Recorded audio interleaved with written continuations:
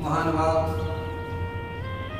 सभी लोग पाठशाला प्रतिदिन सुन रहे हैं और उसी को आगे बढ़ाते हुए कल हमने आपको देव दर्शन के बारे में पूर्ण जानकारी दी। अब बताते हैं देव शास्त्र गुरु के बारे में, जो कि कहा है देव किसे कहते हैं। अब देव, एक तो देव होते हैं स्वर्ग के और एक देवादिदेव होते हैं, उनको भगवान को देवादिदेव कहते हैं। पर पहचान कैसे करें कि देवादिदेव हैं ये? तो हमारे आचार्य समर्थवत स्वामी महाराज जी ने एक गाथा दी है जिसमें बताया है कि हमारे भगवान 18 मल दोषों से रहित होते हैं। कहा है क्षुत पिपासा जरातंक जन्मांतक भस्मया न राग द्वेष मोहस्य यस्याप्ता सा प्रकीर्ते, कि जो धर्म अर्थ काम मोक्ष रूप फल को देने वाले ज्ञान को देवे सो देव। क्या कहा? जो धर्म अर्थ काम और मोक्ष को देने वाले हैं, क्या है? मोक्ष को फल को देने वाले हैं, वो क्या है? देव हैं। और ज्ञानावरणादि कर्मों का, रागादि दोषों का जिनमें अभाव पाया जावे वे देव हैं।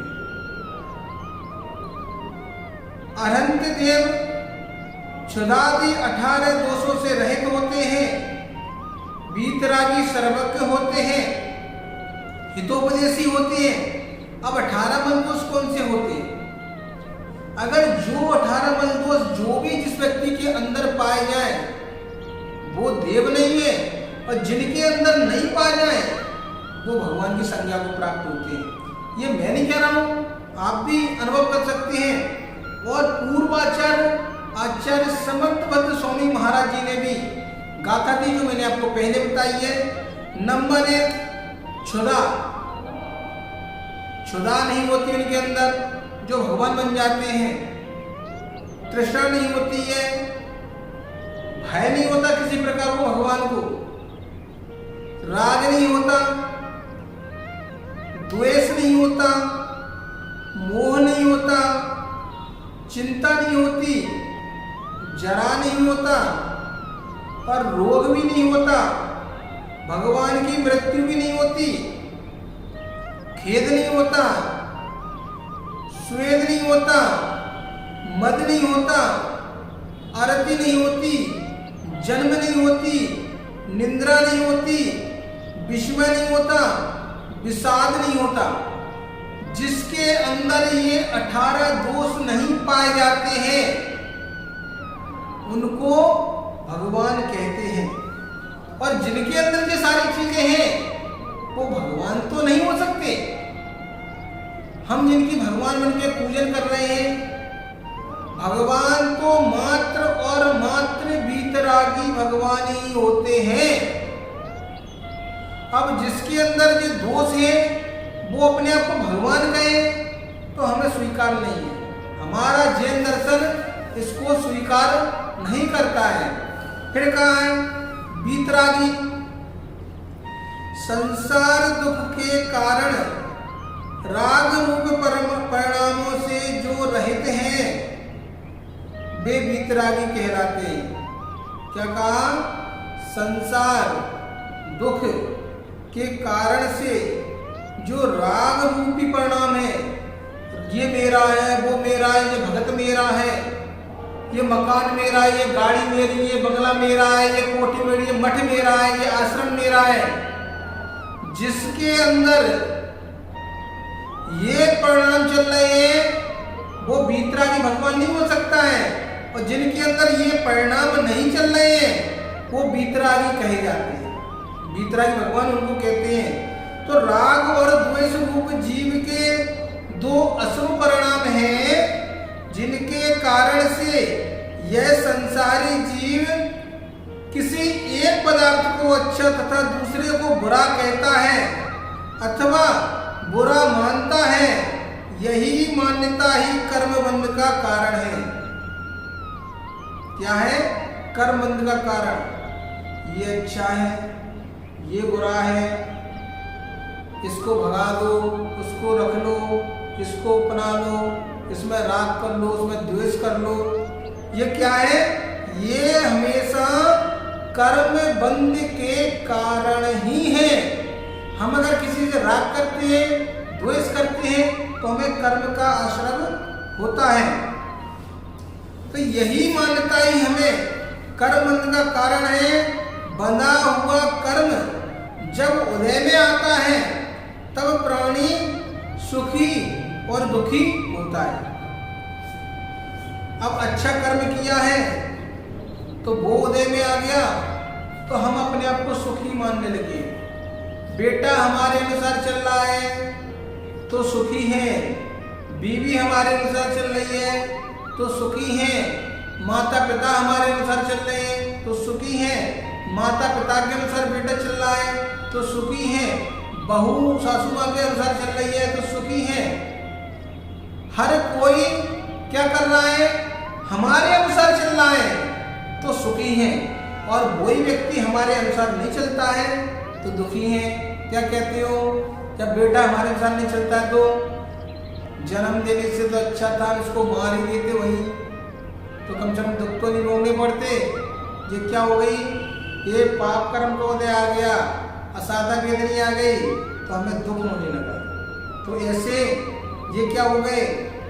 यही ऐसे राग द्वेष रूप परिणाम से रहित जीव रागी द्वेषी कहे जाते हैं।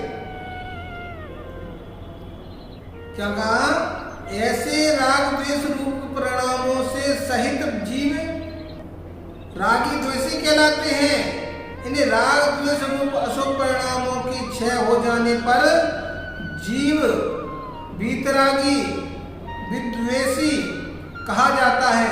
तो महानुभाव ऐसे वीतरागी होते हैं हमारे भगवान। अब कहा है वीतरागी होते हैं? सर्वज्ञ होते हैं, हितोपदेशी होते हैं। तो हमने वीतरागता का तो बता दिया, अब सर्वज्ञ कैसे? ज्ञानावर्णादि 4 घातियां कर्मों के क्षय से जिन्हें केवल ज्ञान उत्पन्न हो गया, क्या कर दिया? 4 घातियां कर्मों का नाश कर दिया जिन्होंने, और 5000 धनुष ऊपर पहुंच गए। जिसने 4 घातीय कर्मों का नाश कर दिया है वो समोषण के लिए 5000 धनुष जमीन से ऊपर उठ जाते हैं। तो क्या कहा? केवल ज्ञान उत्पन्न हुआ है जिनके ज्ञान में 3 लोक के समस्त चराचर पदार्थ युगपत हाथ में रखी स्फटिक मणि के समान झलकते हैं।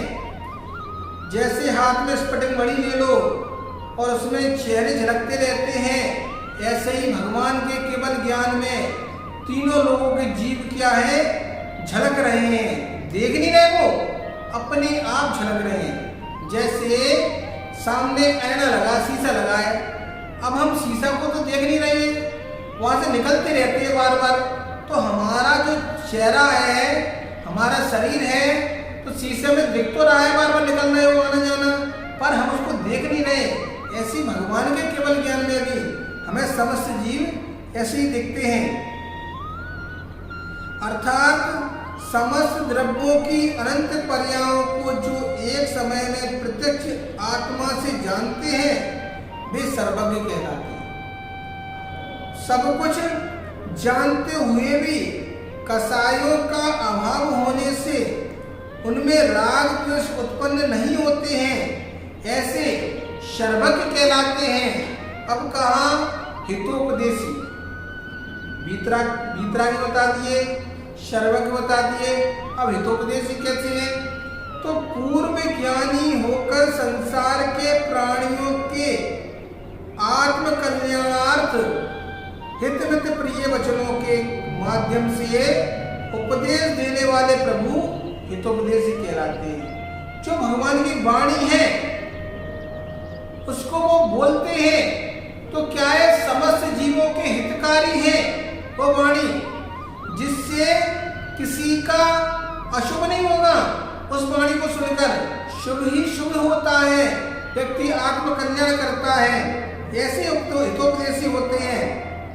फिर कहा उपरोक्त विशेषणों से युक्त जीव ही परमात्मा कहलाते हैं। इन्हें आप भी कह सकते हैं। भगवान का एक नाम क्या है? आप्त। तो कहा है वर्तमान युग में साक्षात परमात्मा तो है नहीं पंचम काल में। हम कहें भगवान साक्षात विराजमान है, वर्तमान काल में साक्षात भगवान नहीं है, क्योंकि पंचम काल चल रहा है। पंचम काल में भगवान नहीं होते हैं, बस उनका प्रतिबिंब हम अपने मंदिरों में, अपने हृदय में विराजमान करके रखते हैं। अतः उनकी तदाकृति बनाकर स्थापना निक्षेप के माध्यम से गुणों का आरोपण कर ये वही भगवान है। प्रतिमा की पूजा स्तुति आदि की जाती है। अतः वस्त्राभूषण से रहित पूर्ण दिगंबर अवस्था की प्रतिमा ही नमस्कार पूजा करने योग्य है, अन्य प्रतिमा नहीं होती है। तो ऐसे हमारे भगवान क्या है? 18 मन दोषों से रहित हैं, वीतरागी हैं, शर्वक हैं, हितोपदेशी हैं। ये तो हमने देव का स्वरूप बता दिया। अब शास्त्र बताते हैं कि शास्त्र कैसे हैं। तो प्राणी मात्र के हित का जिसमें उपदेश हो, प्राणी मात्र के हित का जिसमें उपदेश हो, अर्थात हिंसा आदि पाप कर्म का उपदेश ना हो, ऐसे ग्रंथ शास्त्र सच्चे शास्त्र कहलाते हैं। क्या है? हिंसा का उपदेश नहीं है तो ऐसे शास्त्र कहलाते हैं। तो जिनमें निम्न विशेषताएं होती है शास्त्र में, क्या क्या? नंबर 1, अनंत भगवान द्वारा कथित हो। पहली शर्त है सच्चे शास्त्र को मानने के लिए अनंत भगवान द्वारा कथित हो। नंबर 2, जीव आदि 7 तत्व 9 पदार्थ का वर्णन हो। नंबर 3, सम्यक दर्शन आदि का अनेकांत दृष्टि रखते हुए स्याद्वाद शैली से व्याख्या करने वाला हो। नंबर 4, प्रमाण और नए से तत्वों का निरूपण करने वाला हो। नंबर 5, विषय कसायों को शांत करने वाले प्रसंगों कथानकों से गर्वित हो। और नंबर 6 क्या है? जिसमें सम्यक मोक्ष मार्ग का कथन किया गया हो। ऐसा शास्त्र सच्चा शास्त्र कहलाता है। हमेशा हमें जब भी कोई ग्रंथ पढ़ना हो तो ये सारी चीजें देख लिया करो, तब हम उसको ग्रंथ को पढ़ा करें। ये सच्चे शास्त्र हैं। अब कहा सच्चे गुरु। तो जिनेंद्र भगवान द्वारा कथित मोक्ष मार्ग पर चलते हैं, दिगंबर होते हैं, सच्चे गुरु कहलाते हैं।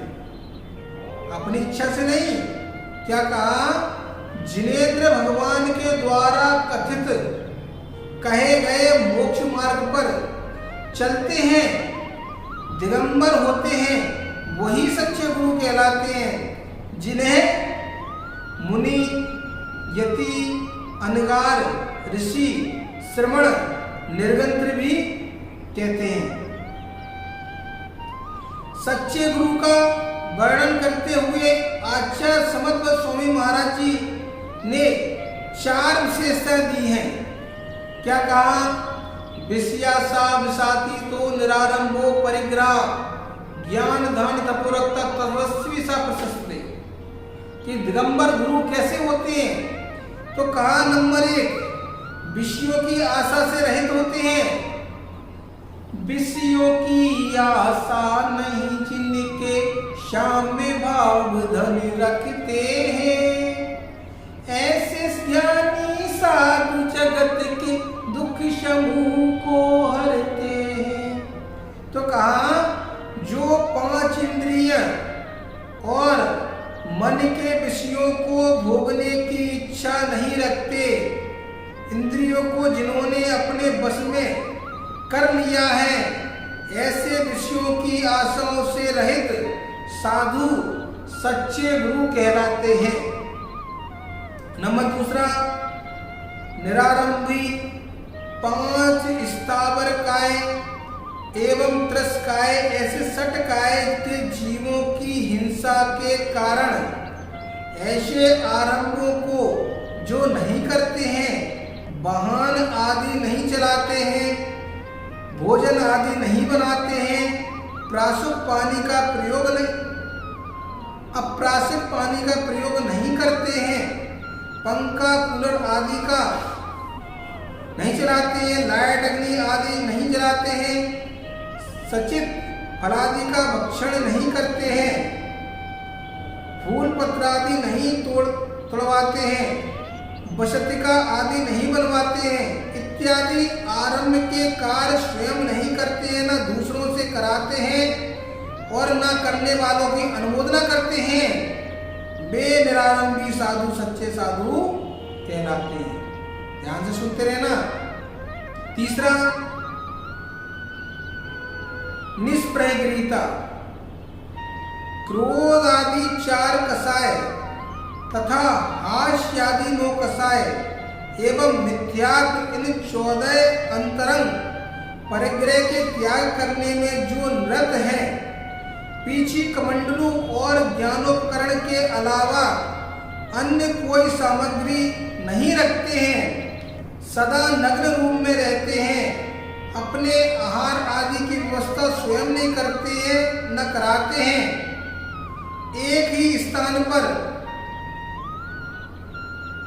गुरु एवं आगम की आज्ञा के बिना ज्यादा दिन नहीं रुकते, ऐसे अपग्रही साधु ही सच्चे गुरु कहलाते हैं। नंबर 14, ज्ञान ध्यान तपन में लीन, जो अप्रमादी होकर शावद्य रहित जिनवाणी के स्वाध्याय अध्ययन में लीन रहते हैं, निरंतर संसार और शरीर के स्वभाव का चिंतन करते रहते हैं, पंच इंद्रियों के विषयों से मन को हटाकर सदा धर्म ध्यान में लगे रहते हैं, आर्त ध्यान नहीं करते हैं, आत्मचिंतन तत्वचिंतन परमेष्टि के जाप में ही अपने उपयोग को स्थिर किया करते हैं, ऐसे ज्ञान ध्यान तप में लीन दिगंबर श्रवण ही सच्चे गुरु कहलाते हैं। अतः सच्चे देवशास्त्र गुरु के स्वरूप को जानकर उनकी आराधना पूजन भक्ति आदि करनी चाहिए।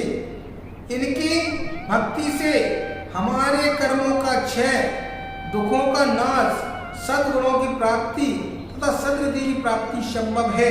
महानुभाव, ऐसे सच्चे देवशास्त्र गुरु हैं, ऐसे सच्चे देवशास्त्र गुरु की हमें उपासना करना चाहिए, हमें उनके सानिध्य में बैठना चाहिए, हमें उनके गुणों को अंगीकार करना चाहिए। मिलते रहेंगे पुनः मुनि विजय सागर के साथ।